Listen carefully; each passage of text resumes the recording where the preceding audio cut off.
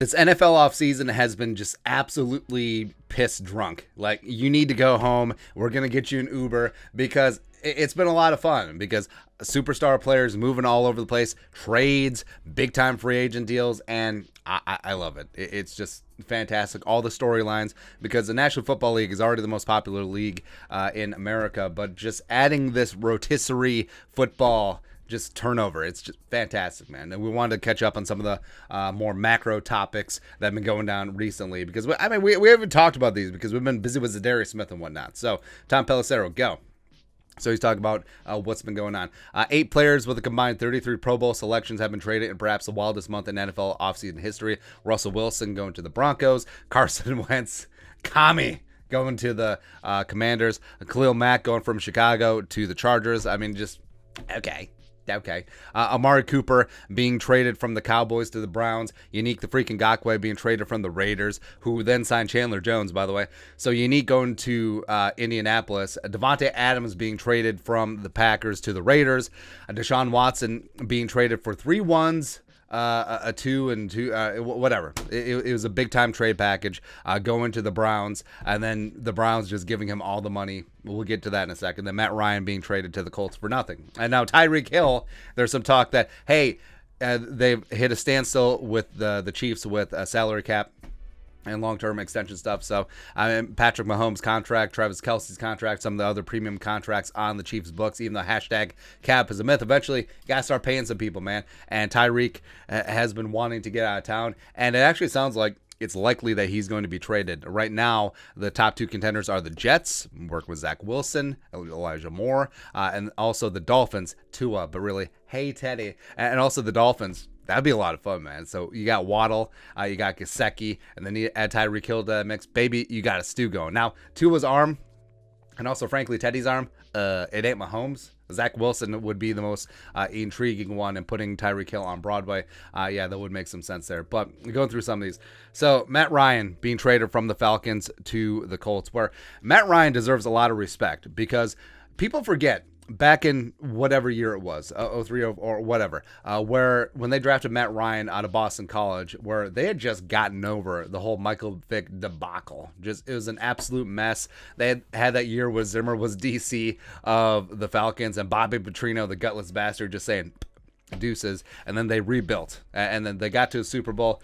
It didn't quite work out, but Matt Ryan for 14 seasons in Atlanta has been a consummate pro, and he's been fantastic, right? And now the Colts get him. And by the way, the Falcons, I mean, I understand that the Falcons wanted to do right by Matt Ryan and sending him to the Colts out of conference on a team that certainly could compete. I mean, they won 11 games and went to the playoffs 2 years ago with the corpus of Phillip Rivers.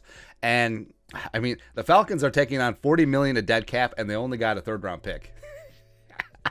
I mean, sure, they could have opened it up a little bit more and maybe got some more draft capital, but it is what it is. But either way, Matt Ryan, I think that he actually could be with the Colts for a couple seasons. I think Matt Ryan's got some decent football left in him. Plus, he's got some great weapons, a fantastic offensive line. Jonathan Taylor-Thomas behind him run the ball. Frank Reich is a fantastic head coach. So, I mean, the Colts could do something in the AFC South as well. And then you get to Deshaun Watson. So, I mean, the Texans held on to him. They paid him all last year when he was inactive. And even though criminally he won't be charged as of right now, he's still probably going to get suspended by the league. He still has those 22 civil suits hanging over him. And there was a right way to trade for Deshaun Watson. I don't know if the Browns did it, because from all the reports coming in, it doesn't sound like they did a ton of due diligence. They're just kind of like, hey, all right. So they traded 3 ones and some change, and then they gave Deshaun a 5-year, $230 million fully guaranteed extension. And by the way, he's only due to make $1 million in terms of base salary for this year. So they're prepared for him to be suspended, because if he was making 35, 40 million bucks on his base salary, and if he's suspended, he doesn't get that money. So the Browns know what the score is. Like, Watson's probably going to be suspended 6, 8, maybe even more games this year. We'll see. But they're ready to gamble. And that's how much they wanted to move on from Baker. That's how much they didn't trust the quarterbacks in this draft. And they are taking a PR hit. Certainly. Jimmy Haslam, no stranger to PR hits. Andrew Barry, Kwesi Adofo-Mensah's mentor. And I don't know. Of course, our guy Kevin Stefanski is now going to be coaching Deshaun Watson. I strictly on the field, I think Watson certainly makes the Browns a contender.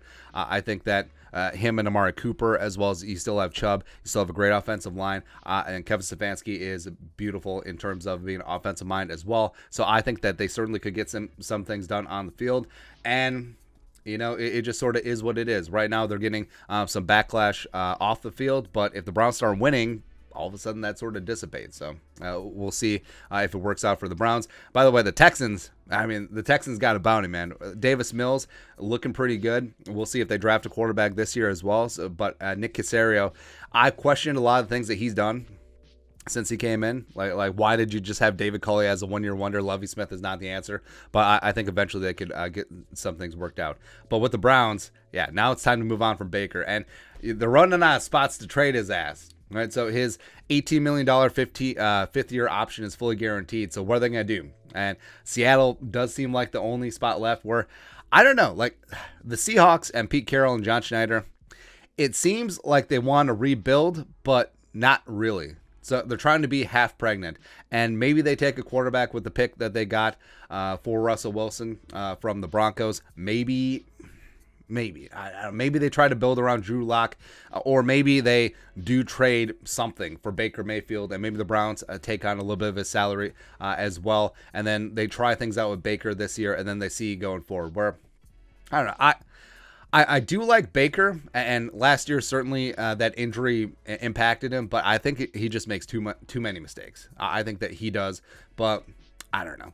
This whole quarterback carousel thing has been infinitely interesting. That's why I loved this offseason. It's just been fantastic, man. Also, the major free agent signings just flying all over the place, and it's been a lot of fun. But now, I mean, Tyreek Hill on the Jets, all of a sudden the Jets get very, very interesting, man. Especially with Zach Wilson, just like, F it, Tyreek's down there summer. YOLO.